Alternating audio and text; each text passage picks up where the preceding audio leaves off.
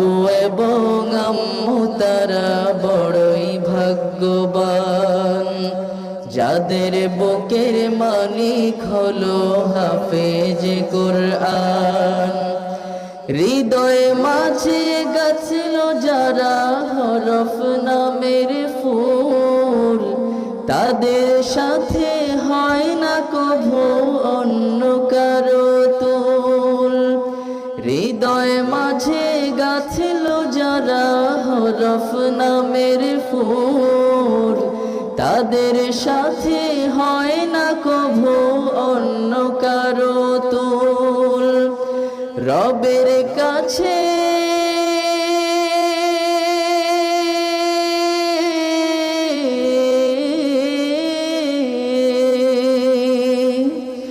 রবের কাছেও পাবে তারা সেরা প্রতি